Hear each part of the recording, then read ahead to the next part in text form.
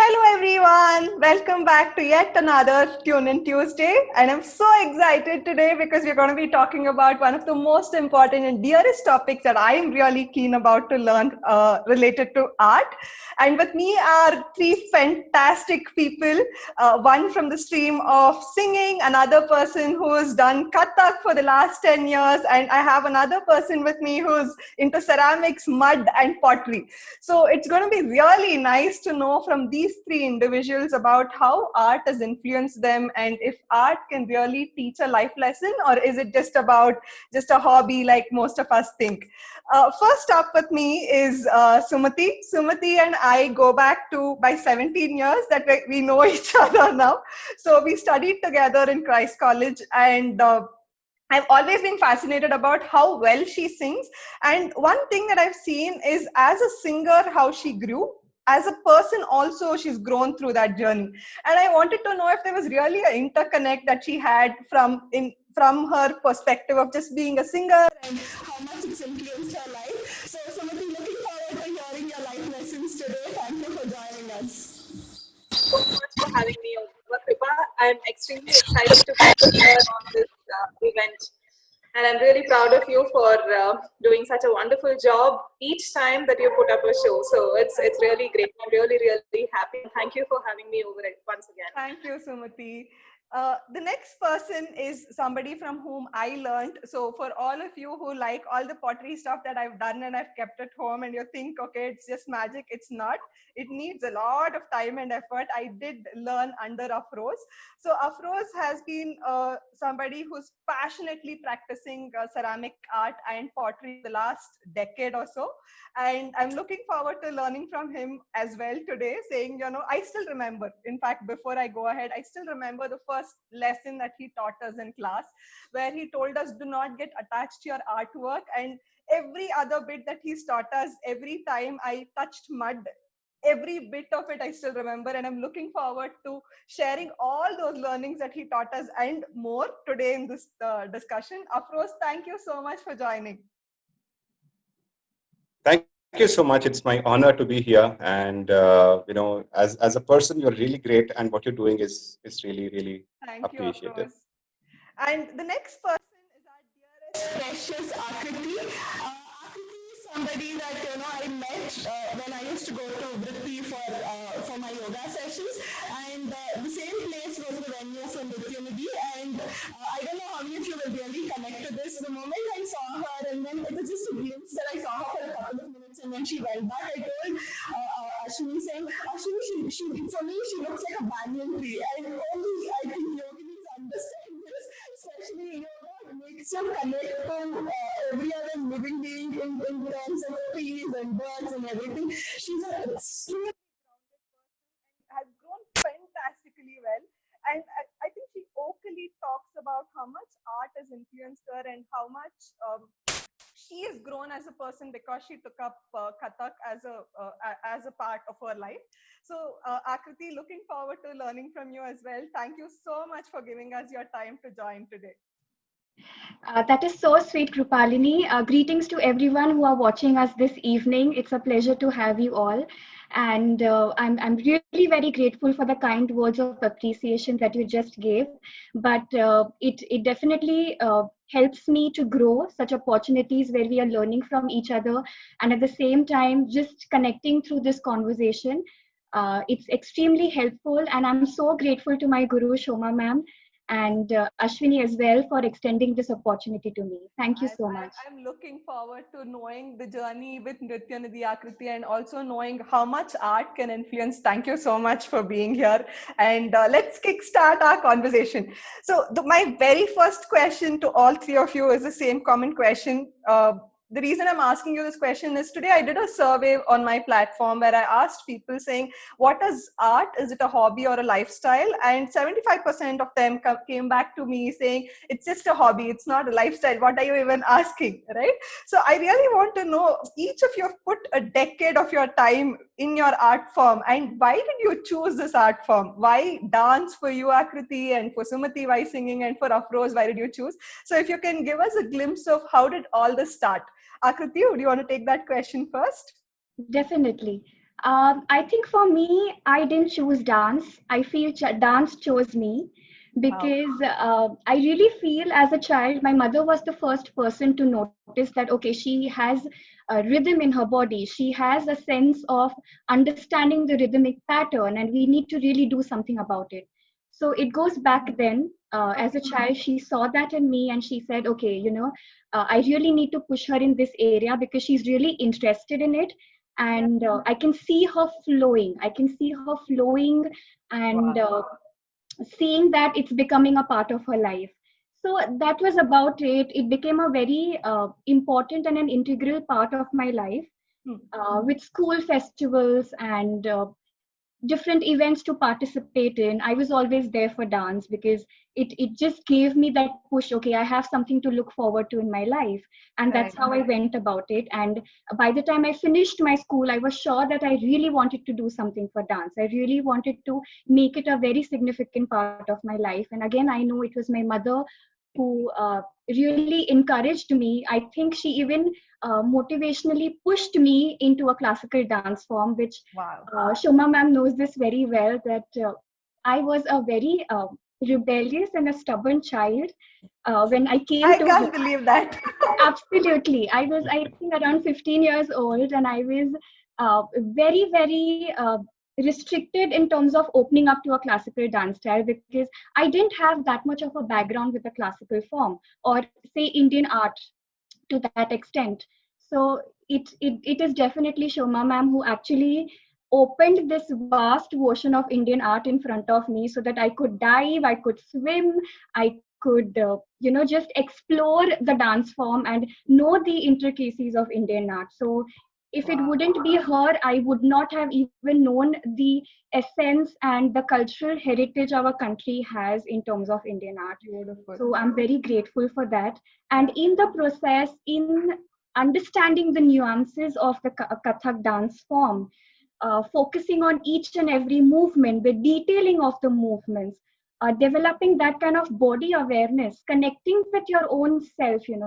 So many a times I feel people consider art as a hobby because they find it as an external source. Like, you're doing it because probably you're feeling low, so I might as well practice something or do something so that it can cheer me up, make me Right. happy. But it does not stop there. It goes beyond that. Wow. So ma'am has guided me in this particular on this particular path, saying that more than it just being an external force to help us, it is an inward journey that takes you upward. So it's Beautiful. more about connecting with your own self, knowing who you are, owning who you are, believing in who you are, becoming in that process.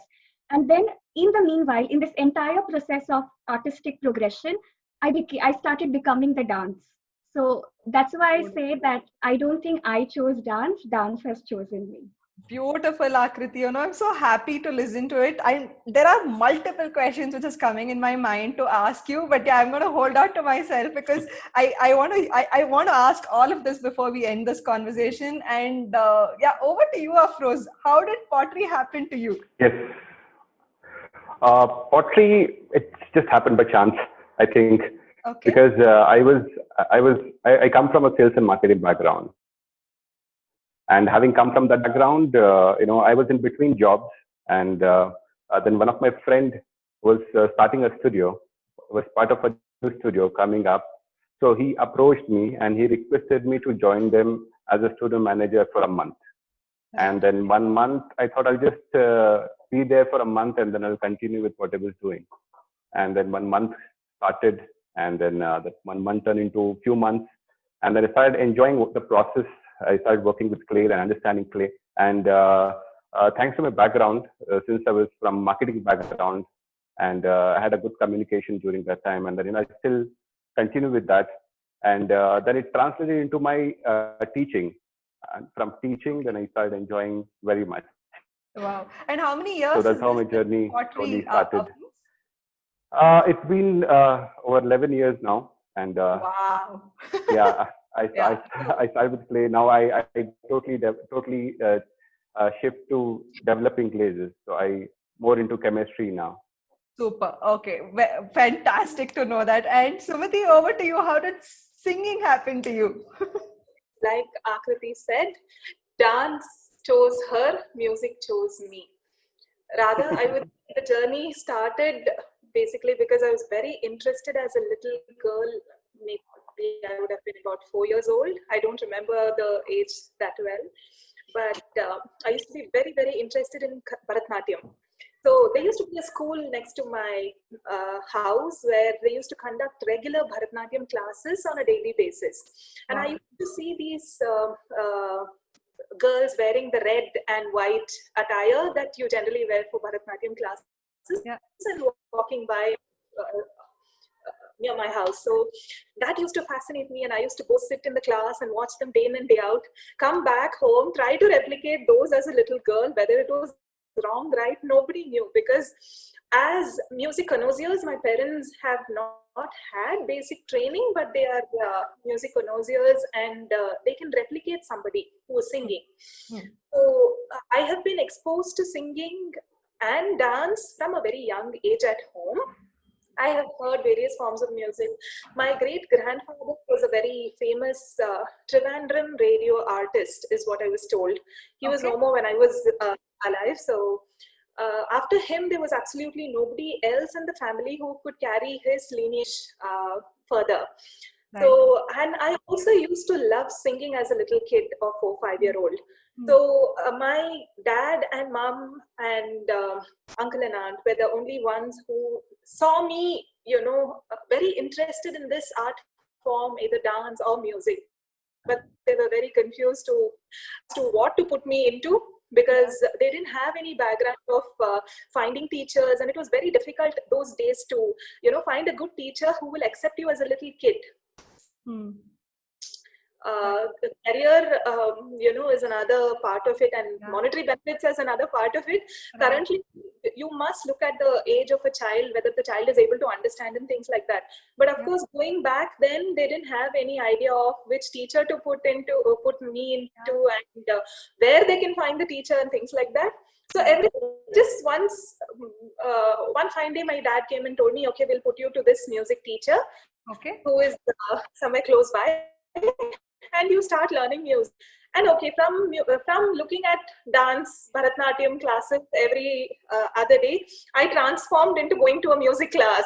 Okay. So I started singing just like that. It's not like, I was not like I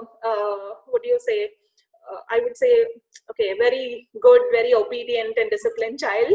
But I used to go to classes. I used to love going to class, learning and things like that, though I didn't dive into music and try to capture the nuances, etc. then, because I was too small. Of course, I was exposed to a lot of singing in various forms, not just Carnatic music, but film music. And my parents used to sing, and they have their own records and things like that. So there used to be a lot of music activity at home, which used to happen. I think that's the influence. So, that inspired me to continue taking the art form further, diving deep into it, and trying to understand and explore many other aspects of music. Of course, my teachers have been a great support and inspiration for me as well, even now.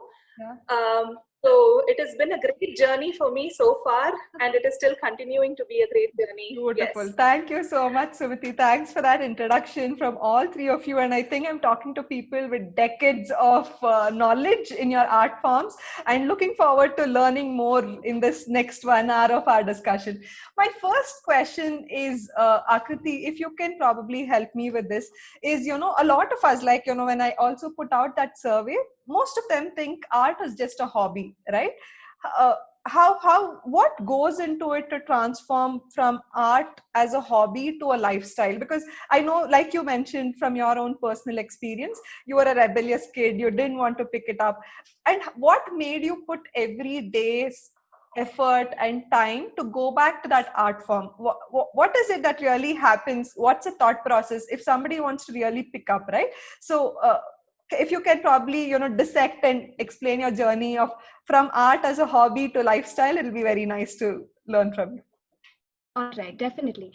So I feel everybody has a very different perspective. So even if they are looking at it as a lifestyle, or if they are looking at it as something that just brings an addition to their daily life, or say, as you have put it, as a hobby. So everybody's take on it is very different. Like even if they consider it as a hobby, uh, the range and the intensity differs, because everybody has a complete different take on it.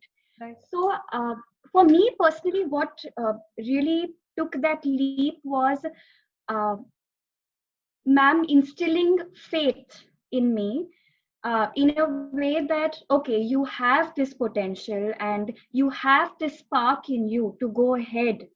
So just have faith in the path, because I can see it, and very soon you are also going to be able to see it, that Got it. what are you embarking on and where you are going. So it's all about experiencing. So even if, say, you are starting it as a hobby, for me, probably as a child, it started as a hobby, but today it's become such a big part of my life, and it's become a passion. More than career, it's my passion, because I feel like through this, choosing this to be the medium, we are contributing to lives, we are shaping lives, and it's contributing to the betterment of the world today. Right. So Right. probably even if they want to start it as a hobby, it's absolutely fine. It's all Right. right. But if you go inwards, if you understand the process, and in the process, what is important is having faith and perseverance. You really need to persevere. So Yeah. it's very easy to not have patience and give up. Yeah. But art, that's why they say that our foundation is very strong. Our Indian roots are very strong.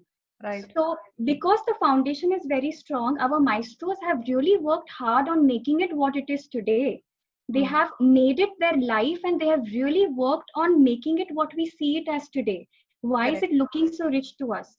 So, even if you take that one step and then probably just go deeper and deeper into it, probably you will reach a point where, even though you feel it is a hobby, but it's become an integral part of you. it's Right. it's become you embody it, you embrace it.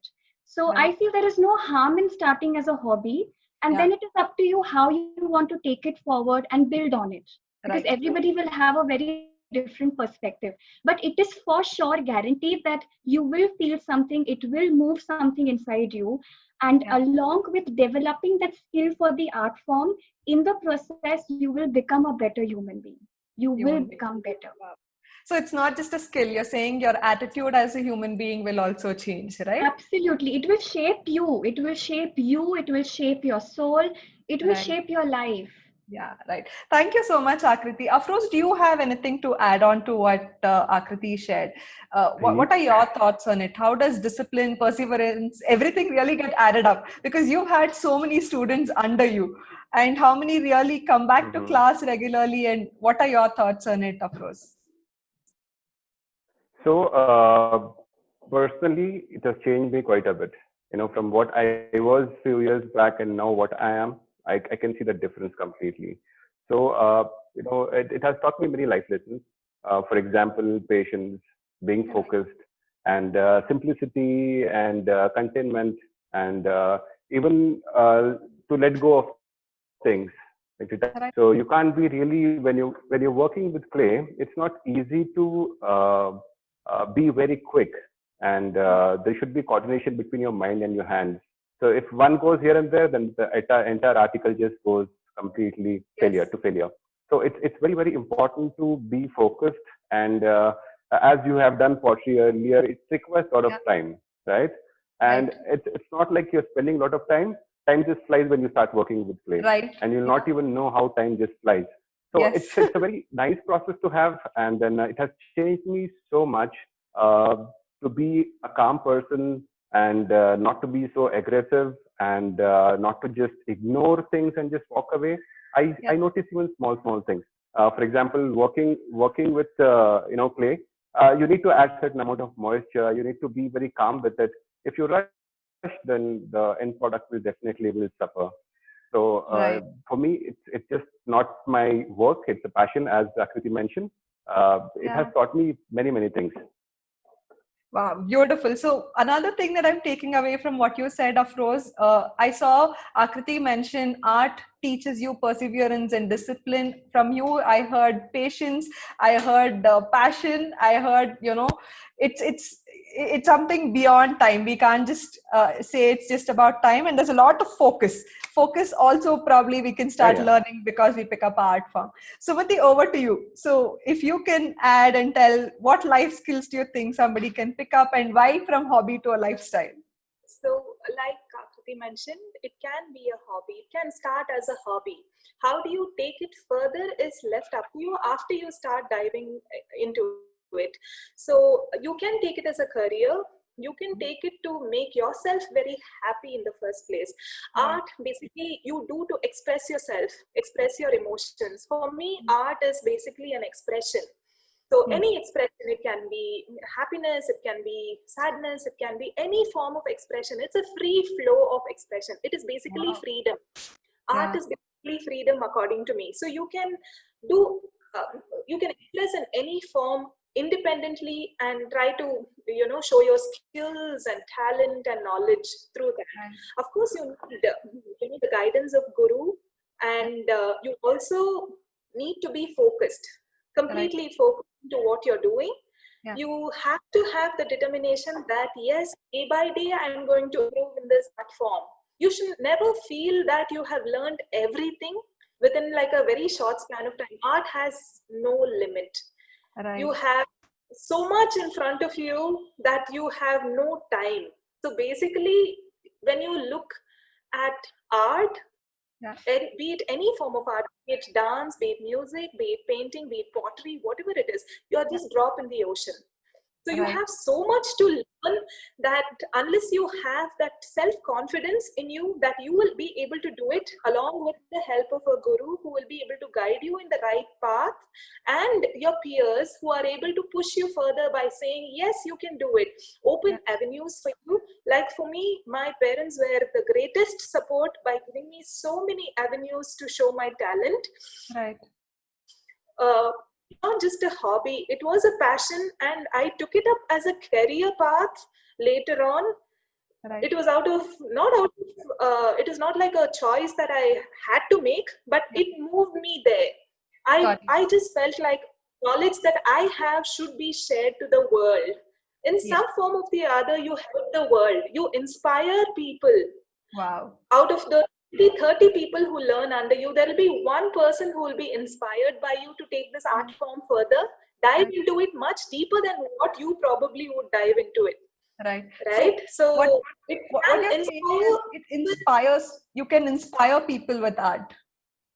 Yes, you can inspire a person, you can inspire the soul. The basic thing is it can touch your soul. Like I said, it is just a free flow of emotions in any form. So art can help you. It is like a companion basically for me. So if I feel sad, I sing. If I feel happy, I sing. I listen to music. Any form. Even when you look at a video of somebody singing or somebody dancing, it really makes you happy. So it brings a lot of happiness. Along with that, the person should also be extremely determined and try and push himself to understand, how to better themselves through the art form.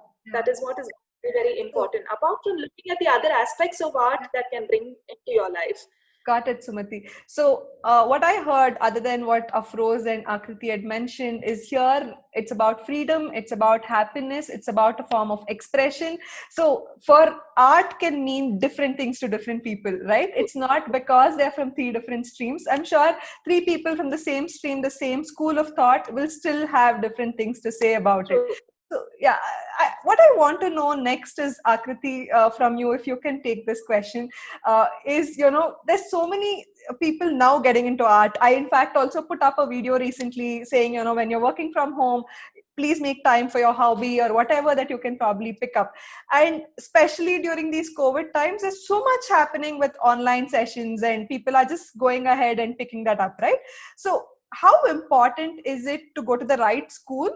And how important is a teacher in art form? Because see, I can pick up software engineering, I can pick up any other skill, I can pick up knowledge. So for that, I don't think I remember, like how you people over the conversation in the last 20 minutes, I heard you talk about your guru a lot, all three of you in different forms. So how important is this guru, and how should we really make a choice if we are getting into a art form? And especially now during COVID times, if anybody is going to think about putting their kids into into any kind of art form, what should they keep in mind? So if you can connect it to your life lessons and share, it'll be nice to hear.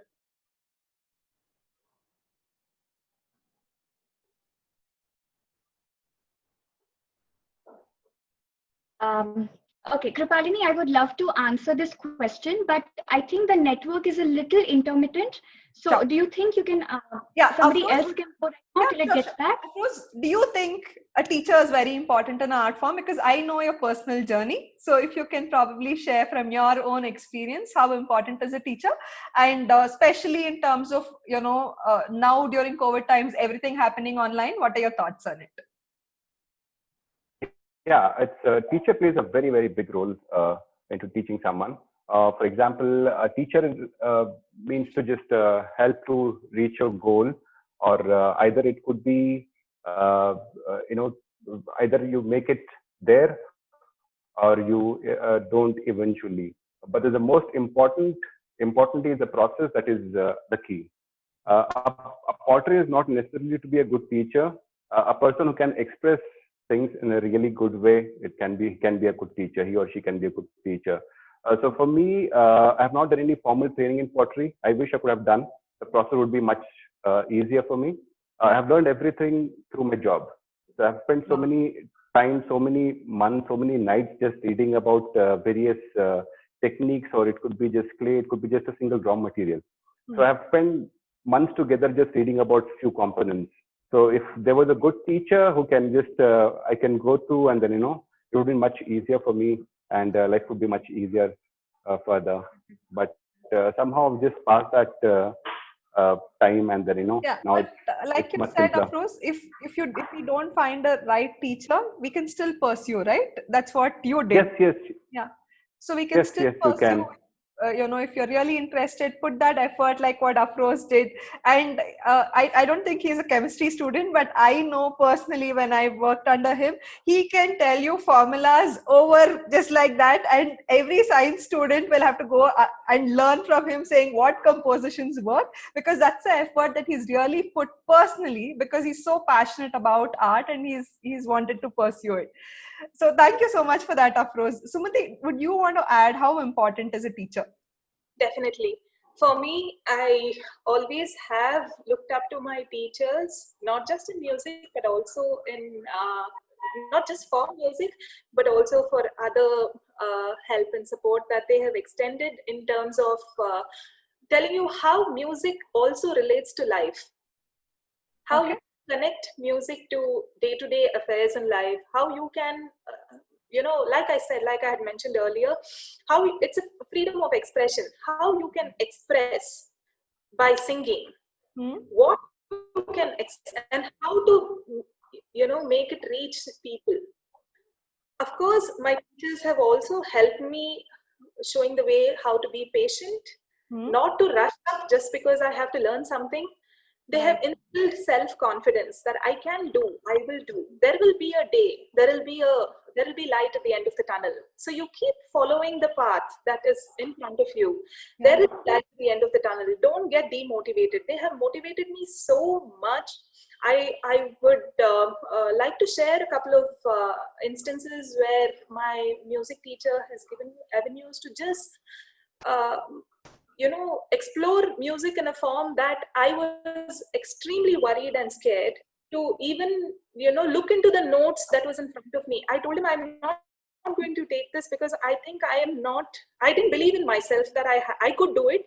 So it was a long journey of years when I released my first album of the classical Muthuswami Dikshitar's Navaratnams, which is extremely difficult to do in these days. It is very hard to learn in the first place. Secondly, it has a lot of impact on your own health. Right. So when you learn that, I had no confidence. I didn't believe in myself that I could do it. And I was telling him, I'm not going to venture into this. Thanks to my guru, Sri Padmanabh Rao sir, who said, yes, we can go ahead and do it. I will help you. I will guide you. And we will see how far we can go. Unless we try, we will never be able to succeed in what you're trying to do. So try to believe, have that first step of confidence in you before you step into this. Tell that I can do, I will do, and I will be able to reach my goal. So we started, it was a long journey of 2 years, between which we had a number of issues in terms of health, in terms of just trying to drop the project and tell, okay, we are not going to go ahead anymore. So that is a classic example of how a guru can be motivating you, instilling self-confidence in you, and try to show you a path which you can never imagine that you can explore. Correct. You could never imagine that you could explore that path. End of it, we did the album. We did the release of the album, and I can go on and on about it as to what all wonders happened in and around the journey of making that album in these 2 years. Till the day we released the album, it was like a fantastic journey. So a teacher is very, very important, not just for showing you a path or just giving you those ideas arithmetically or logically or technically.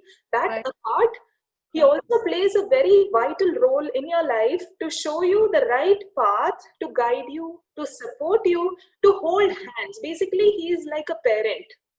Right. Got it. Sumati, so if you Throughout your life, if you can probably also touch base on this, Subhati. Now it's like the fast food era, right? So people are also getting into fast art. It's like, you probably they'll also do arangetrams, and they will get all kinds of certificates online. So is it even possible? And what are your thoughts on that as well, if you can probably share?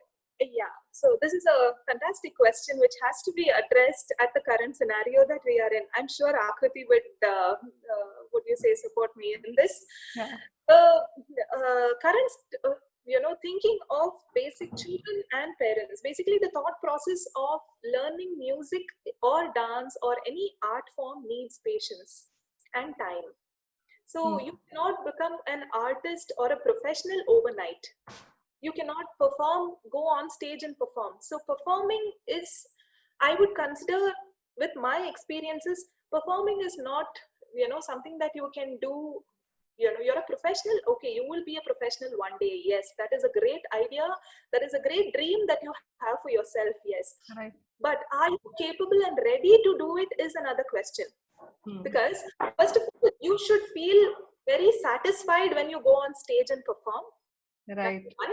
Apart from making the people who are watching you, your audience, happy, you should first of all feel very happy doing that performance. You should say, wow, I did really well. Of course, there will be flaws. You know what flaws, where you have gone wrong and things like that on stage. That apart, the basic satisfaction, the ground line of satisfaction is one. Second thing, to be that performer, it will take a long time. So according to me, my school of thought, my teacher, what they have told me, the thing is, unless a guru tells a go, no go, we will not go further and become that professional or performing artist and say, wow, I know everything, I have conquered the world. That is not the idea you should have in you. Even today, I have students who learn from me, but I still tell them I have so much more to learn. Music is like an ocean. I'm just a drop in that. I'm just imparting knowledge that I have, which has been passed on to me from my gurus. Of course, I am still a student to my teacher. Got it, Sumati. So, to be a performer, it cannot happen overnight. First of all, you need the confidence to be performing. Second thing, a go and no go should be given by your teacher, because he is the one who is seeing you every single day, developing skills, trying to polish those skills, being motivated, trying to acquire more knowledge, and try to be independent. The time you get that independence is when you can at least look at stepping onto the stage to perform. Of course, you have your certificates and you have universities which provide you to get grades and things like that. But I would say it is much more or beyond those certificates that you have to look at. Got it. The nuances and technicalities cannot be achieved overnight to become a performer or a teacher. Yes. So thank you so much. Experience and patience. So that parents think, okay, my children or my son or daughter have learned for 1 year. Ma'am, when are they going to attend the competition? Are they fit to go for a competition? Okay, the child will still be doing their initial part of the Sarigama Padanisa, or just understanding the ABCD part of it. They wouldn't have reached the part of forming their own sentences, trying to form complicated sentences after that. So it is like a stage. Every stage is a learning process. Acquiring knowledge and becoming a knowledge bank is more important than trying to grab everything at a time and trying to have a mouthful and eat it. It is not Got possible. it. Yeah. Thank you so much, Sumati. Thank you for those thoughts. Akriti, over to you. So I want you to answer both the questions, the fast food and fast art connect, and if you also would want to address about how important a guru is. All right. First of all, can you hear me clearly? Yes, we can hear you, Akriti. Okay, great. Lovely. Okay, so yes, definitely a role of a guru is extremely important in one's life. I really feel so. And I do agree with Afroz and Sumati ji, what they have spoken about, like how their gurus or their teachers have played a very important role in their lives. I think for having a guru becomes essential because um, the journey that you have taken with that particular art form, it just kind of gets enhanced, and that progression happens with the guidance because he or she knows your potential. He or she knows what kind of capabilities you have. Probably as Shishyas, even we don't know, but they have this vision. They see it even before us. And I know that very well because um, Shoma ma'am has that kind of connect with each one of us at Nityanidhi. And with, I feel Guru Shishya relationship is also very important because as parents, what happens is at times they know that, okay, my child is going to make a mistake here. Let me save them, let Correct. me tell them that this is not going to be fine, because they come from a space because they want to save us. But whereas with a guru, I feel they allow us to make mistakes. They allow us to fall because they know that once we rise, once we stand up, the intensity which you have risen becomes so important for your learning. It becomes so important for you to grow and blossom. So they allow you, they know that you're going to fall, you're going to make mistake, but they will be like, okay, fine. And any which ways, they are there for us, they are there to support us. They are there to encourage us. They are there to make sure that everything comes back and it falls into the place. It's streamlined. But I think that is something which a guru does and which becomes very, very, very integral for our lives. Yeah. And the experiences they give us, the determination that comes into that, the devotion that comes into that. Yes. So I remember for Shoma ma'am, of course, whatever, like how Nityanidhi has grown and she being the creator of it, the founder of it, the way Nityanidhi is branched out today and it's doing so beautiful. She feels so proud. She feels so happy. But I also know that she feels even more happier and proud when we do something beautiful as Shishya. So if we have achieved something, that becomes her greatest achievement. Right. She takes extra pride in that because for our achievement becomes her greatest achievement. So a guru shishya relationship, I think, is very important. And from a shishya side, that faith, that dedication is important because faith is the foundation of it. If that has been considered at all times in the learning process, nothing is right or wrong. Everything just falls into place. So I feel that is really important in anything people pursue. Yes. Yeah. If you can also talk about, the reason I'm asking this question to all three of you is a lot of parents today I've got calls saying which program can I put them into, which online session is very good, and because everything is short circuited, right? So is it possible to learn art in a short circuit, Akriti? Because I think that question we have to really answer and tell people.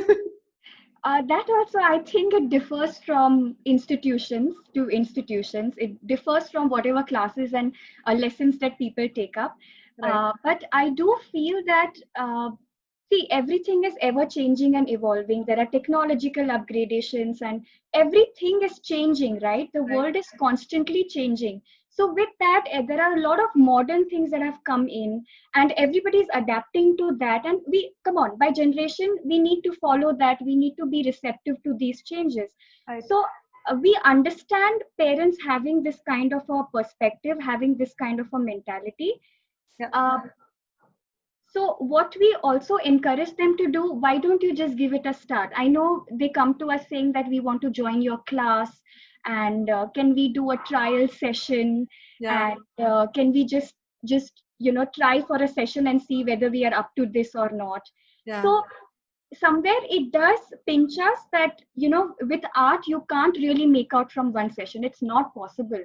So Correct. even for a child, imagine if a child has come to learn the art form, how much is a child going to get to know from one session? They Right. have mood swings, they are still connecting with themselves, and then understanding whether I'm able to develop a keen interest in this art form. Yeah. Definitely one session is not enough. So it does take us to nicely explain it to them that you probably can start with a workshop with us, Yes. so that you understand the nuance of the form, the children can get an experience. And it's also important as artists that we adapt to the changes and the techniques that are coming up today, because you have to constantly be receptive to changes. Yes. So though we are living in a modern world, keeping the culture intact at the same time with the balance is really good. You can still have innovation and creativity, like how today we are talking about art, we are sharing such beautiful experiences through a modern technique. Right. So it is important to go ahead with that, absolutely. Yeah. So if once they get into this journey, then slowly they also open up that, okay, Right. because they are now diving deep into it. Right.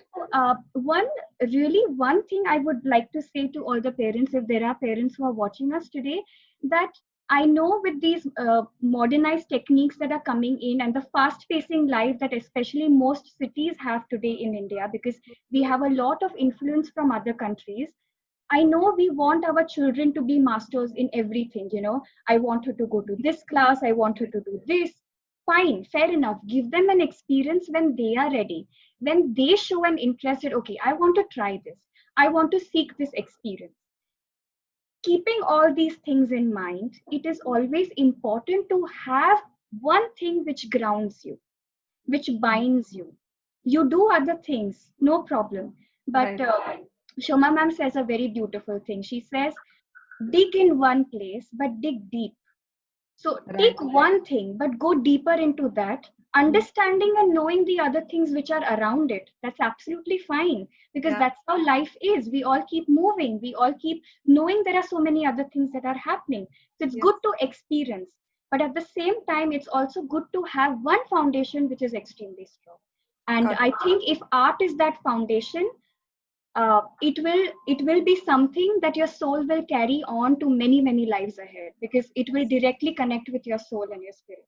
Yes, got it, Akriti. Thank you so much. Afroz, I missed asking you this question earlier before I summarize from all three of your perspective. Is pottery possible? I forgot the movie's name, where, I think every other person thinks that they can throw mud and then start making pottery in a romantic scene. Which movie was that, Afroz? I forgot which movie it is. So is it possible overnight one session that I can sit and start doing pottery? I know the answer, but I'm still asking you so that people understand how complicated or how easy it is. No, as I mentioned, pottery requires a lot of time to just get comfortable with. So it's not very easy where you start in a day and then next day you're ready to work on something. Maybe you can just create something small, but getting into the technicalities of is it right or not, then it'll be very difficult for a person to handle it. For example, online teaching, it's a very great platform to understand. But taking as a professional career just online, I feel it's very difficult, because clay needs a lot of hands-on. So it's not easy where just teaching someone from a distance is going to be very difficult. When someone comes to me to learn pottery, I need to give a lot of handholding to understand, to make them feel that which pressure should be applied from which hand, and then how to hold it in the right way. It's going to be a little challenging. But to take a trial session online, it's totally fine to understand whether they like pottery or not, Whether they want to pursue it or not, it's totally Right. fine. But if they would just want to take it as a career online, it's going to be very challenging Very for a challenging. person. Right.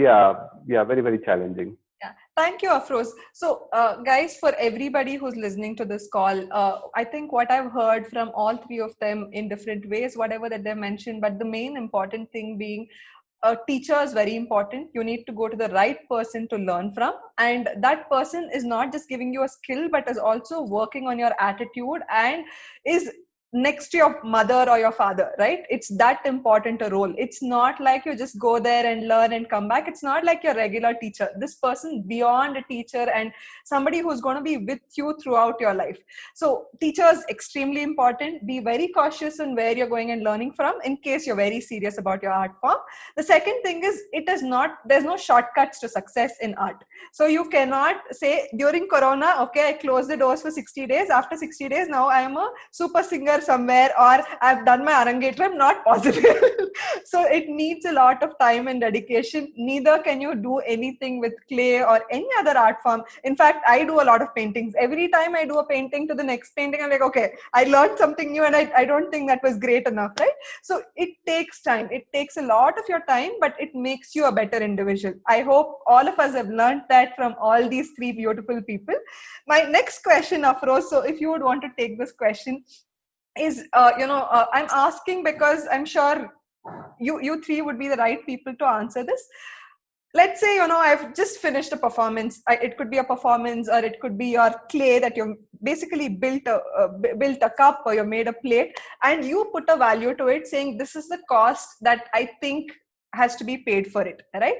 And somebody else comes and says, what the hell, how can you charge me this much, without knowing what are the nitty-gritties of it.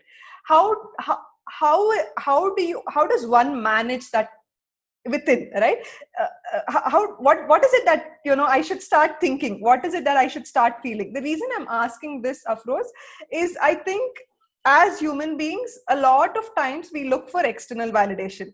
And if somebody tells me saying what I've done is not good, I don't know how to handle myself. And I think in your professions, because it's art, you've all faced it multiple number of times. So if you can teach us from your life lesson saying, when somebody does that, one is external person, but what are you thinking internally, and how do you feel? How do you compose yourself? See, criticism is very difficult to take. It's not easy. If someone is criticizing your work, it's very hard to digest. But it requires in life, because it'll make you a better person, and it'll teach you more life skills. So when you know that someone is criticizing your work, maybe they don't know much about art, they don't know much about clay, so they're open to criticize my work. It's totally fine. But I know what effort is gone into it. A right person who is buying, so he or she would know the right value of a product, or the right value of the art form. So it's totally fine according to me if someone is criticizing whatever they have to So say. you say, just understand that person's understanding might be less, but you are okay with whatever that they say. The external validation is whatever it is. Don't bother about it. Sumati, what do you do when people comment and say something saying, okay, this is not how it is supposed to be, but probably from your inner space saying you've done a good job, right? So what is your experience taught you? How do you handle this? Right. So, like Afroz said, I would second what he said basically. So, criticisms is perfectly fine with me. So, for me, what I would generally do after a performance is, when somebody comes up to me, there are people, okay, after you finish a performance, there are people who come to you and say, okay, wow, you've done so well, and okay, fine, all that is fine. When somebody comes early and tells me, okay, this is where you could have improved, this is where you went wrong, I could find, okay, irrespective of the person's background, he may be a complete, what do you say, I don't know that person, basically. He's an unknown person to me. And he or she will come up to me and tell this. I would, first of all, say thank you for letting me know.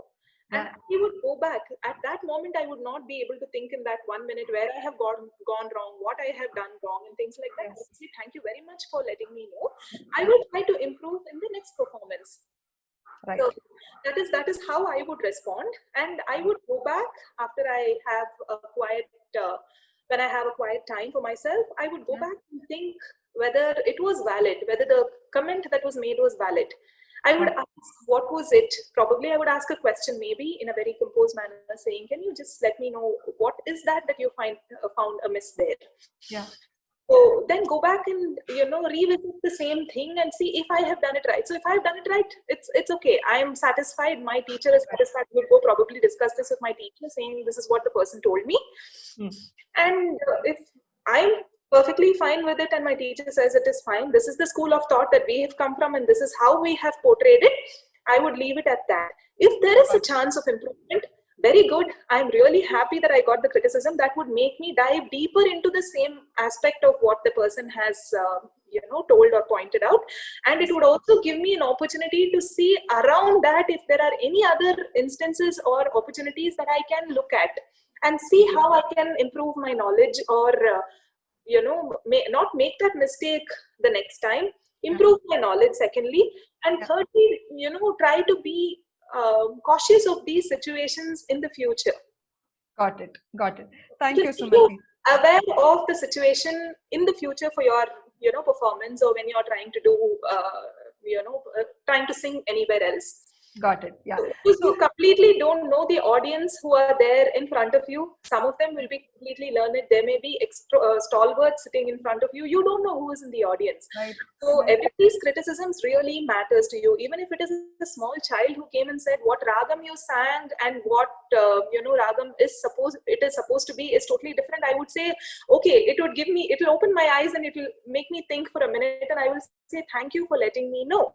Got it. Yeah. Because I have classic example I would give in this case would be when I had a student who was performing for a competition basically, and I happened to be as an audience in the competition. I just wanted to go see how she performs because she didn't know that I was there, and she was completely unaware of the fact that I would attend the competition. Yes. So I had gone there and I had seen her perform, and everything was fine. But that child, for whatever reason, be it, she had mentioned the the ragam or the tune of the particular song wrongly. So what happened is when everybody started pouncing on that little girl who was just about 11 years old, and like, okay, why are you doing this? And that kid started sobbing. Yeah. So as a teacher, being in that situation, they are like, okay, why did you learn this? You sang it right. And the judge herself is going to the child and telling, it can be in a very different way. You can put your criticisms in very different forms. You can be aggressive about it. You can be extremely criticizing and trying to put that child down or the teacher down. Right. So it can be in many, many forms. So it all depends on the composure that you have at that particular point of time to receive it. So that comes with maturity also. So when the kid came to me and when she saw me in the audience and she came, she just gave me a hug and she said, I don't know what I did. I sang everything right. I just, by chance and told this. I said, it's perfectly fine. Mistakes happen. And this is how you learn. This is how you face the world. This is how you face challenges. It can happen to me also tomorrow when I'm announcing. So probably if I'm being an MC for an event, I completely, give a wrong description of a person, like a really great person, and I completely miss a name or an award that person has won, or I have included something which is not there at all. It can happen. So it all depends on how composed and how well you receive it is what matters at the end of the day. Got it. So from you, what I heard is, Sumati, like anytime if somebody is criticizing a person, one takeaway from your personal experience that you taught us today is first accept it as a feedback, and you don't have to react to it immediately. So probably that's the way that you're telling us, be composed, saying, that's the beginning of composure. Take your time to go back and sit with your guru or your mentor or whomever that you want to go back and talk to, and figure out if there's an area of improvement. And if there is an area of improvement, work on it. If there is no area of improvement, and if that person was just that person had a bad day and he just came and said anything to you, do not let that affect you, right? So I think that's the composure that you spoke about, Sumati. Thank you so much for that life lesson. Over to you, Akriti. How do you manage it? Okay, so as artists or teachers, the first thing that we really need to have is patience and humility. Right. Being humble is very important, especially when you're talking to people who are not coming from an artistic background, because we are mature enough to understand that they don't have that kind of a background, and that's why they are asking us such questions. Got it. So going down to that level is very important. At the same time, what really helps us when we are questioned with the fees or the price is, what you are doing. You're confident with what you're putting forward. You know your quality. You know the quality of your institution, the work that you have put in for so many years, and it is doing the rounds. That means it is doing something. Right. So if they do not see it right now, probably after a few sessions, doing a few sessions, they will also see it, because it is true, it is pure, it is honest.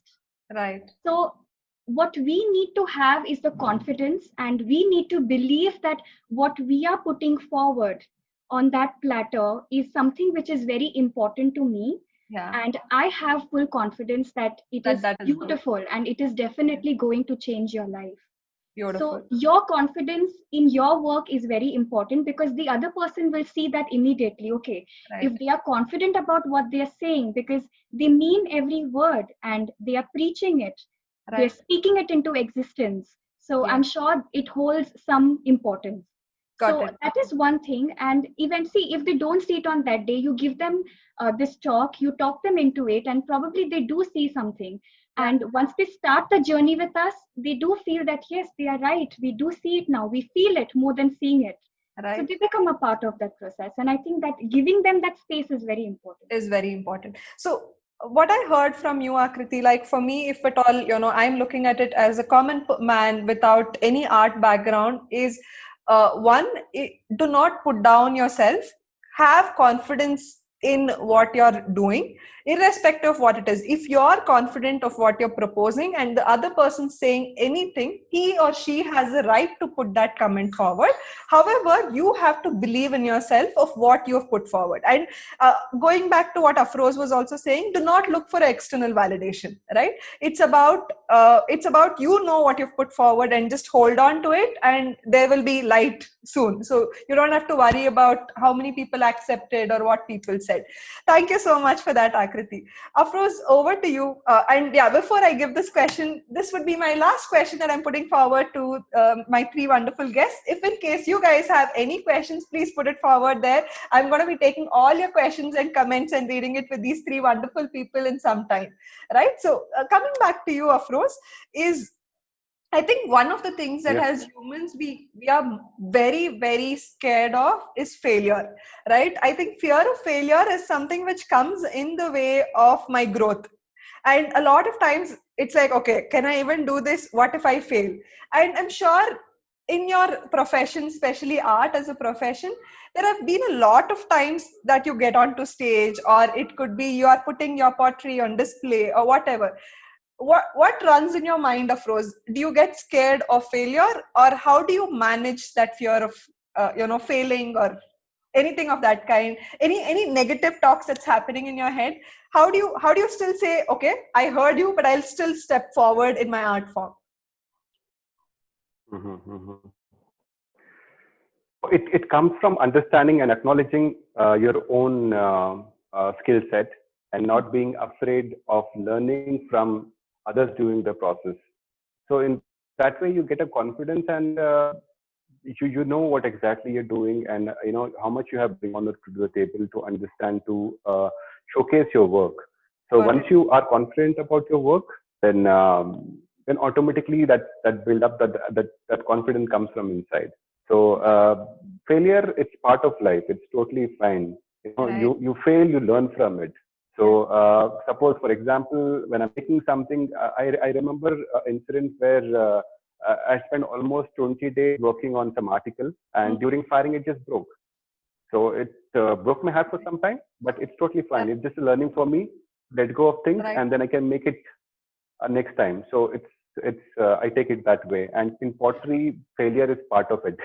Got it. So Afroz, what I'm taking back from what you mentioned now is first thing, don't get scared of failure, because failure is a part of life and everybody fails. I don't think any of us or anybody in this world has been successful without failing. So everybody has gone through failure. Look at it, learn from it, and let go. And another most important point that you also mentioned is that confidence comes because you've worked on your skill for a longer time. And once you have that confidence saying, yeah, I'm ready to go ahead, and the worst case scenario that you might fail. And if you're ready to accept it, that's the beginning of saying you're on a journey and you can go ahead and, explore whatever that you want to. Thank you so much for that, Afroz. Sumati, over to you. How do you manage fear of failure? Welcome. So every time in singing, especially, every stage is a experience. Every stage will teach you something new. In that process, you may also fall, but like Akriti mentioned previously, every time you fall, you come back much, you take a bigger step, you leap higher. So you will not try to make the same mistakes. Of course, there will be flaws. Like I said, every stage, every performance will teach you something. So failure is not something that you fear. Failure is something that you learn and try to be a better person the next time. Every person, every single individual will have a problem, some or the other problem. It can be a technical problem, it can be you are completely prepared but everything is, things are not working, the sound is not working and you're sounding totally different. From musical perspective, I'm telling you, when you're trying to perform, the sound is not good and you sound really bad, but with you have that confidence that yes, I was totally prepared for this, I am ready for this gig, I am going on stage with that confidence. That is more important. Every time there is a problem or every time there is a failure or you fall down, you learn something very different and new and evolve as a better person for the next. So you take it in the right stride and not fear failure and not feel demotivated and depressed and try to take it in the wrong stride. So that will help you to be a better person for the future. So from Sumati, what I heard to just summarize, Sumati, is what's more important is the journey and the confidence with which you're going ahead and taking that step. And don't be worried about failure. Failure is just a result, one of the outcomes of the many outcomes that step could have taken you towards. And in case you fail, it's okay. That is what I'm hearing from what Sumati is saying. She's saying it's okay. It taught you something, learn that and go ahead. Because the next time when you're doing, you have extra experience that you gained because of that failure and you'll be a better person because you went through it. Is that right, Sumati? That's true. And also to add on to it, you should not fear. Don't have that fear. Okay, I may fail. Okay, I'm going to this, I'm stepping on the stage. The moment you step on stage and hold that mic, you're like shivering and thinking, oh my God, I may fail at this point of time. I may make a mistake here. I may make a mistake there. That itself will pull the whole energy that you have had, the hard work that you have put into it, and everything will, just start going downhill. The confidence that you have, the self-confidence that you have to face any difficulties, whatever be it, even if it is at that moment after you have gone on stage or after you're performing or whatever be it, not just performance, at any given point of time in life, it is okay. Unless you try it, you don't know if you're going to fail or succeed, right? Got it. So just go ahead and give it your best. Don't worry about the result. And it's okay. And most important, she's saying it with underlined statements. Do not get scared of the results and don't be scared of failure. It's okay, because that's what Afroz also said, saying there is no way that anybody has been completely successful. Everybody has gone through that journey and then they've whatever that they've become is because of their successes and failures. Akriti, over to you. How do you manage fear of failure? Okay, so I have a slightly different perspective to this. I feel with art, you can never fail because there is nothing right or wrong with art. So I feel there's no failure. It's probably a challenging phase in your life that you're going through. So I do not like to term it as problems also. I would rather say challenges. So I feel these challenges are constantly giving us learning opportunities, like how Afroz and Sumati ji has pointed out. So they are constant learning opportunities for us. So, and with art, we all know it's a very creative field. It's an innovative field where you are given the window to open your mind, to think out of the box. So I feel it is good to take risks when it comes to art. It is good to experiment, because only if you experiment in the process, whether you have done well or not done well, but the process of experimenting will make you experienced, right? And that's how you will grow as a person. So I remember Afroz saying it in our previous conversation that when he is teaching pottery, the first thing he tells his students is learn to break it. It's okay to break it. So don't get too attached to it in a way that, okay, I'm going to really make something. If you don't like it, please feel free to break it. Similarly, Shoma ma'am says it in our institute, learn the rules to break them, because it is a creative field. That's how you're going to fly. That's how you're going to soar. So it's important that it's beautiful to have a graph like that in art, rather than constantly having that survey or that census that happens in the corporate world. Art is like that. It is it's like a roller coaster ride, because as artists, we feel all emotions. We don't feel them at the same time, but we feel them because it is connected to our spirit. It is connected to our soul. It stirs all the emotions.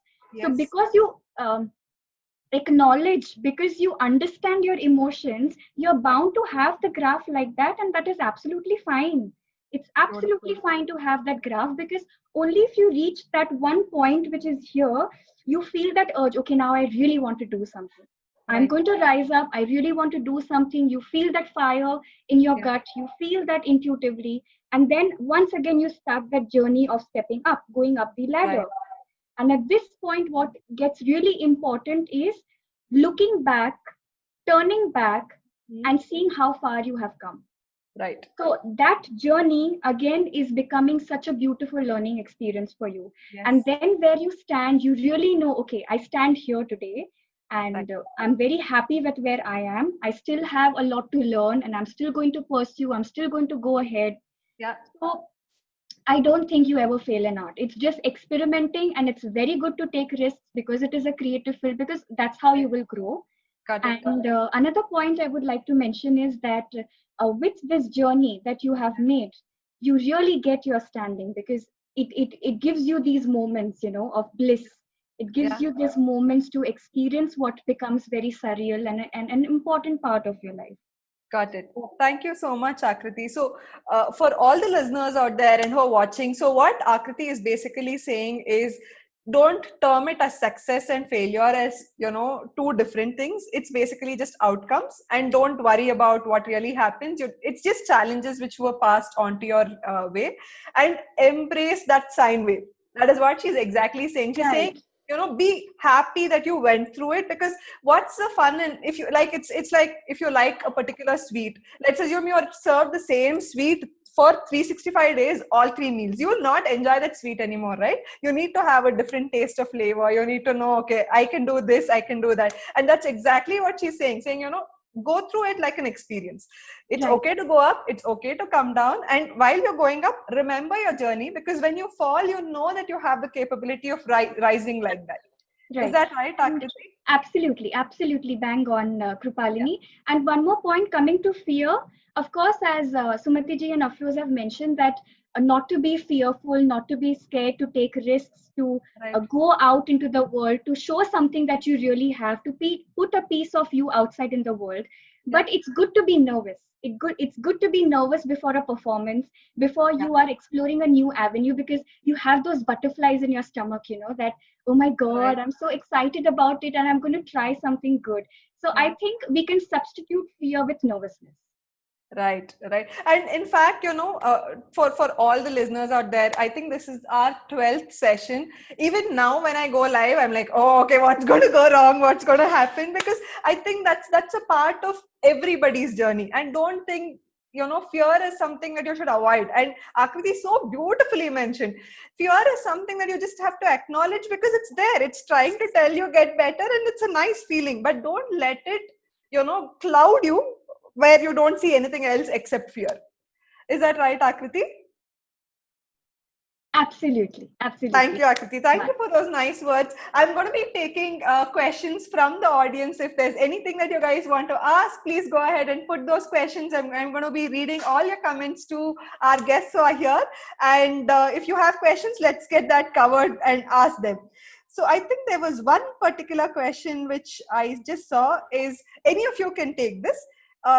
The biggest question is, was there any favoritism or partiality in your respective fields? Do you think nepotism exists?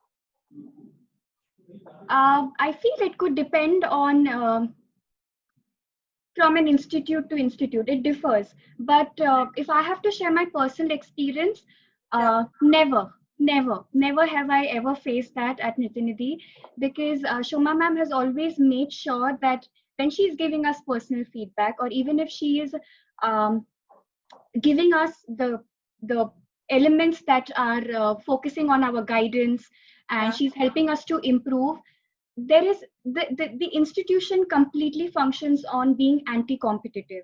So what happens over here is, even on an individual level, when we are given feedback, our own previous performance is compared to our current performance. Right. So my competitor is me myself.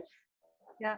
So it does not happen amongst us, because she has really helped us to believe that all of us are unique. My strength is in this, my Guru Behen's strength is in something else, her strength is in something else. So collecting all the strengths, bringing the strengths together and making work happen. So I think Nitinidhi truly functions on this. On that, yeah. And the beauty of it is also, that all of us are not the same. Even if you look at the four of us on this call, each of us are different in our own ways. And nepotism exists when you're trying to bring two people and say, okay, I'm comparing A to B exactly on the same parameters. Now, when you say no, everything A, B, C, D are 4 different alphabets, and I'm going to look at all of them separately, then I don't think there's space for any nepotism anywhere, right? And there were some fantastic comments which has come in there. A lot of people from Nrityanidhi and your friends from your respective circles have come and put a lot of good comments, and people have said that they've learned something out of this session. One more thing that I also want to ask all three of you right now is, what is that life lesson that art has really taught you? What is it that, every time that you feel something, you say, okay, this is a life lesson that art has taught me? If you want to say that in the last comment, it will be very nice to hear. Who wants? Anybody can start. Sumati, do you want to take that question first? Art basically is, first of all, art is like a companion to me. So it is, I breathe art, like I breathe music. It's taught me a lot of things in life. It has taught me patience as the first thing, faith in myself and whatever I do, whether it is the smallest of things to the biggest tasks that I take and risks that I take. Believe in myself, faith, self-confidence that I can do this. Yes, I will, face this challenge boldly, whatever be the outcome. That is another thing. Patience, yes, it will come to me. Yeah. The discipline. Apart from that, art also teaches you a lot of discipline, concentration, trying to be focused on what you're trying to do day in and day out. Art doesn't teach you to basically sing. Any art form, whether it is dance, music, painting, pottery, any art form will basically teach you how to be disciplined, because you practice on a daily basis. You're confident of what you're doing. You're trying to discipline yourself in every single aspect, because that discipline will continue in every aspect of your life. Yeah. And you will also try to basically share what you know. So it is like the joy and the happiness that you're trying to spread through the art. So you're not just making your own self and to make the environment which you're surrounded by also happy by sharing that knowledge that you have. Beautiful. So art has taught me these things in Wow. this many years of having learned music. So Fantastic. these are the things that I value, and there's much more to learn. So Yeah. I'm just a drop in the ocean. There is much more for me to learn and explore. And I'm really happy and excited that I have chosen this path. So it makes me very happy, and it is basically, like I said, a best friend to me. Thank you so much, Sumati. Afroz, over to you. What is your art form taught you? What's your life lesson from your art form, Afroz? As I had mentioned earlier, it taught me my lifestyle, how I live now, how I breathe now. It's I've changed as a person completely. I was very impatient earlier. If I had to do something, I used to rush. Now, with pottery, I can't do that. It needs sort of time. It needs sort of patience. So after a point, I've just, become a person where I can calmly work on something easily. And then again, learning to let go things. It's one of the best thing happened to me. Otherwise, I used to be very, attached to whatever I have or whatever in terms of things. So in that way, it's taught me many things. Super. Thank you so much, Afroz. Over to you, Akriti. For me, I think all life skills, because art has touched all the aspects of my life, and whether it is physical growth, mental growth, growing vitally, it has just transformed me to become a better human today. And today, what I see as like what art is doing to me is that it has definitely shaped my life over the years. And along with this, I think it's standing out as an inspiration for so many more people, for generations to come to look up to art. And I feel so blessed and so grateful that it's inspiring people. It's inspiring a generation to come, and it's contributing to their lives. So I feel it's reached a point that it's not only positively affecting people's lives, but it's also healing them in better ways. So it's reached a point of healing, because art has healing powers. Art comes from the heart. I remember you mentioning about the surgeon who is a part of your. Would you want to mention that, Akriti? Definitely. So we recently just have a student who has joined Nitinidhi, and I also feel that she's watching this conversation because she's got so influenced by the style of our institute and the quality that we are preaching. So when I connected with her over the call for the very first time, she mentioned something which struck the right chord in me, and it felt so beautiful inside.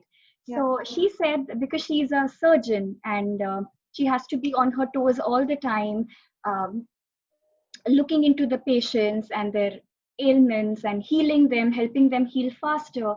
And it obviously drains them towards the end of the day, because they are doing such a beautiful work, helping in healing people, helping in ailing them. But she mentioned something that I feel for us, for surgeons, for doctors, for counselors, for psychiatrists, we don't have a space to go where we can let it out, where we can vent it out. And I feel art can be that space for me where I can heal, I can fill myself up. So art is beyond everything, and it has such magical healing powers, which is even beyond that particular area. So it's beautiful, and once you connect with it from your soulful level, I think it will definitely be something. And I really hope for myself that I can carry aspects of art to many lives ahead. Got it. Yeah. Thank you so much, Akriti. And the attempt was also to show this to the world and say art is not just a hobby, right? It changes a person even with one class or any number of sessions. That instance that you come in contact with art and a guru, there is some transformation which happens within. And I don't want to, I think addiction is a wrong word, but yeah, it's a good kind of addiction. It's good to be able to go back to something every day so that it can ground you and it can make you a better individual. And this was what we really wanted to showcase to the world and say, this is what art can really do. And if any parents are listening to this, all three people from three different art forms spoke about what they've learned, and you know where your kid really needs support, go ahead and get the kid to enroll for those kind of sessions. And probably if the kid likes it, let them continue. If the kid does not like it, do not force anything on the kid. Let the kid make the choice of saying what is it that they want to do. Get them to explore, like what Akriti's parents did with her or Sumati's parents did with her. Let them go ahead and explore. And for the rest of you people, like what Afroz did, it is never too late to start. He started 11 years ago, so it's not like you have to be a kid to enroll for an art form. You can start anytime. I think I learned under Afroz like 4 or 5 years ago, so you can start anytime. Art is something which does not have a barrier on age. So any of you would want to learn anything, please go ahead and learn and invest time and effort on whichever art form that you want to pick up.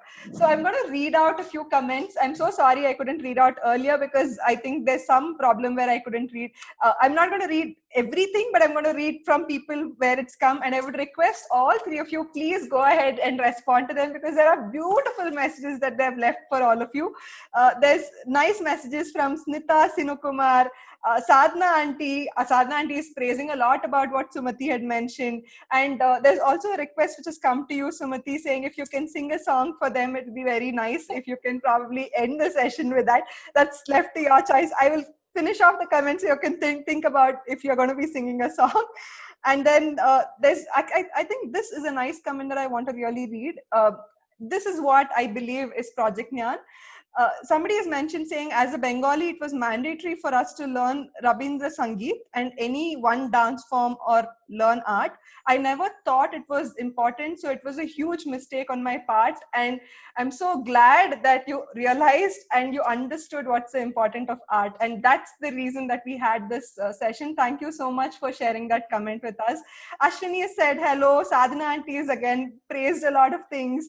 And Ajit uncle has also sent a lot of messages for all of us.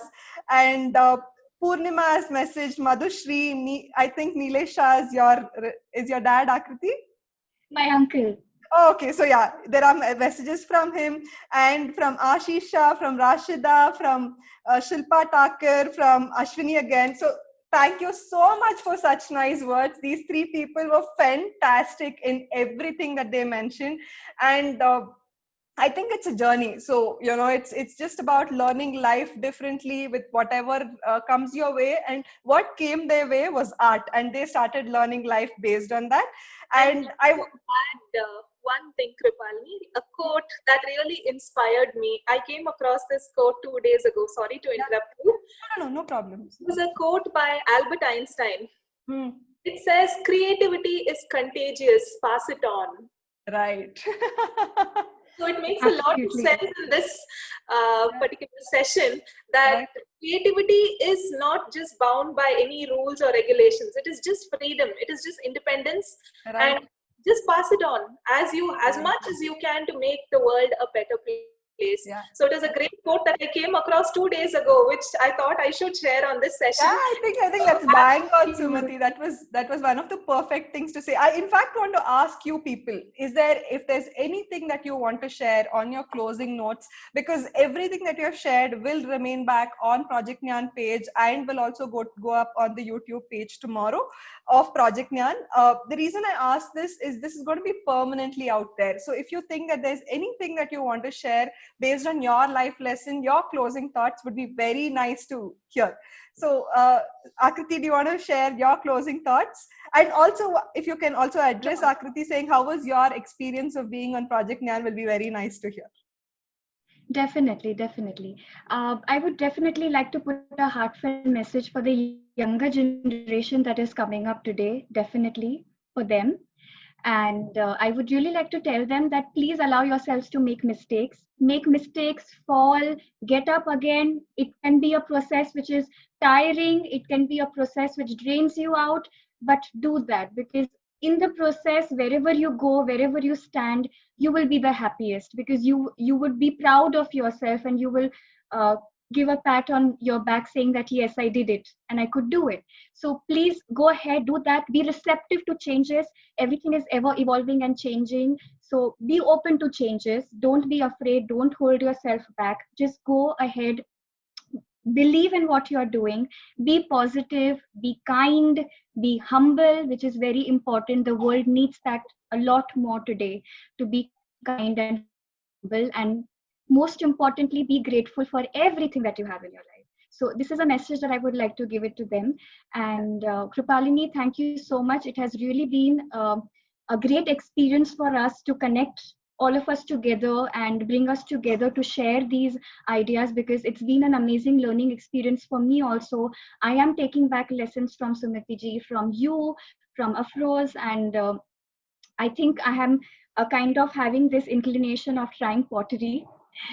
So thank you so much for that. And it's really been a wonderful experience having this conversation. So thank you so much. Thank you so much, Akriti. Thank you for your time, and thank you for everything that you shared. I hope this message goes out to everybody who's listening to us or who's going to be watching us later, that give yourself a chance. Give yourself a chance and experience life to its fullest, and just be humble and kind and do everything that Akriti mentioned. Just take care of yourselves and do a fantastic job on yourself. Afroz, over to you. Your closing thoughts, your message to the world, and what did you feel being a part of Project Near? Yeah, I've been doing pottery from so long. So there's no age limit to start any art form. It could be either singing, dancing, or it could be pottery or painting, anything. So I started very late, and I have still learning, but there is always a room to learn and understand. I have a student who's 6 years old. I have a student who's 70 years old. So I have a huge range of different age groups of students. So there's no harm in learning and encouraging yourself into any art form to just keep yourself engaged.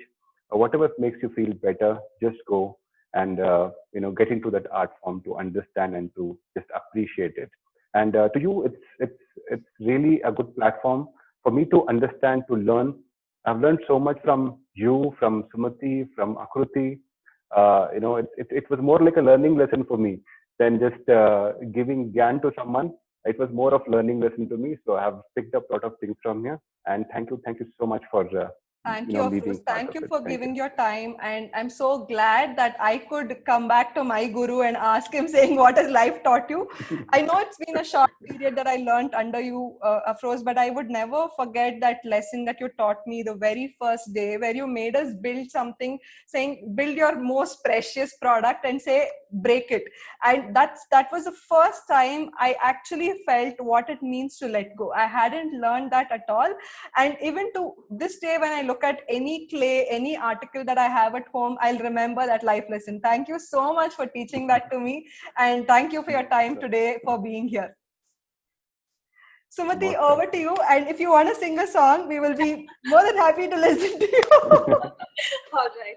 So I'll first say the message, and then I will sing.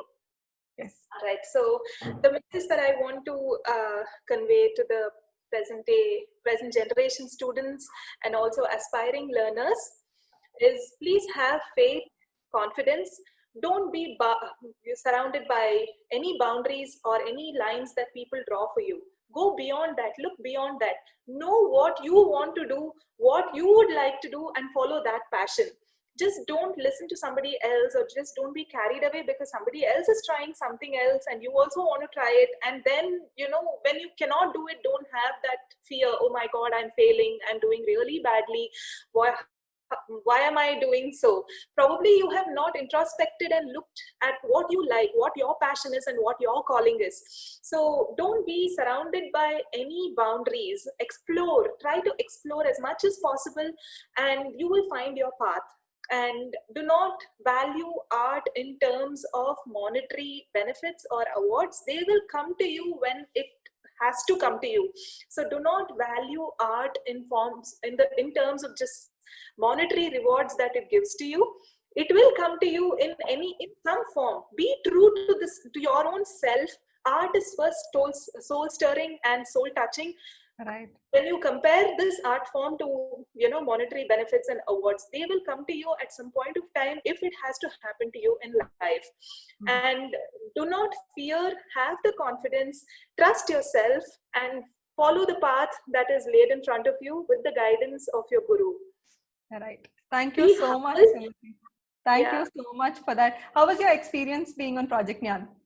Project Nyan, I have learned so much from Afroz, Kripa, you, and Akriti ji. It has taught me so many things. I have taken back so many lessons with me today Wow. from all three of you, in fact.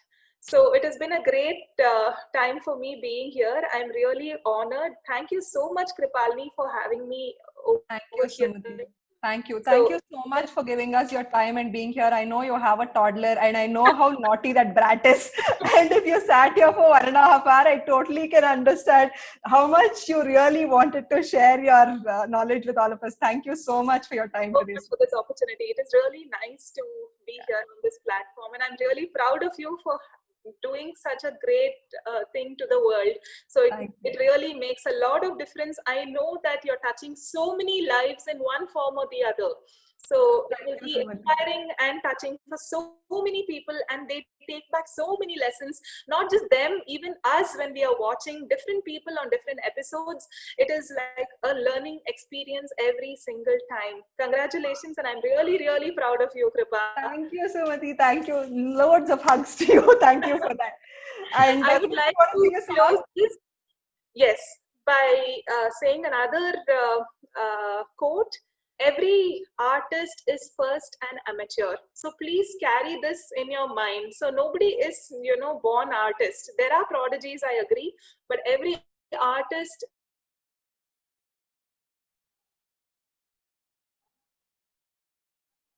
Oh, I think we lost you, Sumati. There's some internet issue. Can you guys hear her? No. Oh, okay. Yeah, now you're back, Sumati. Yeah, go ahead. Sorry, we lost you in the last minute. Yeah, I was trying to say every artist is an amateur at first. So please keep these thoughts in mind. Nobody is perfect in life. Right. Thank you so much for that. I hope that the internet does not kill us. I really look forward to, listening to your song. If you can probably hum a couple of lines, it'll be very nice to hear. Okay. So this is a song sung by a very dear friend for a movie in Kannada. So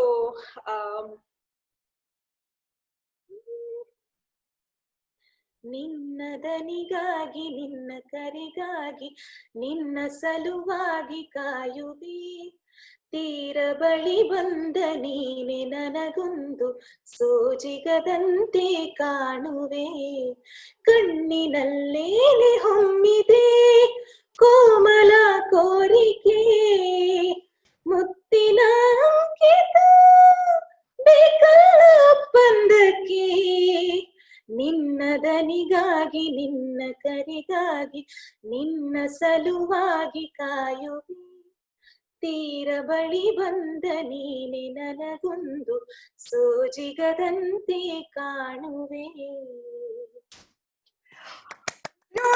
Thank you so much for that, Sumati. Thank you so much for doing this. And that was a fantastic way to end this session today, I think. Thank you so much. Thank you, Sumati. Yeah, and thank you guys for joining us today for yet another session. And yes, we turned a family of 1,000 people sometime recently. I didn't even realize when that happened. So thank you so much for all your love and for all the messages that you send across to us. And every video, everything that we do, I've seen at least 2,000, 3,000 people viewing it, which only makes me more confident and wants me to do more to Project Nyan. And that's the only reason that every Tuesday, whatever I'm doing, I still come and sit down and say, okay, I'm going to collect life lessons, because the validation is the way that you people are responding. Thank you so much for all that love, and thank you. If I haven't responded to messages, it's only because of some technical glitch, but otherwise 100% I read all your messages. So we'll meet again on the next Tune In Tuesday, which is going to happen very soon, the next Tuesday, obviously. And we're going to be talking about all about first jobs, saying what goes into working in a startup and what goes into working in a corporate job, what goes into working for a non-profit organization. So any of you are looking at changing your jobs, or any of you are looking at saying, okay, I'm going to be picking up my first job, then you should come and listen to the 3 fantastic guests who are going to be there for the next week. So until we meet again, sending you all loads of love and hugs. Bye-bye. Thank you and namaste. Thank you. Bye-bye.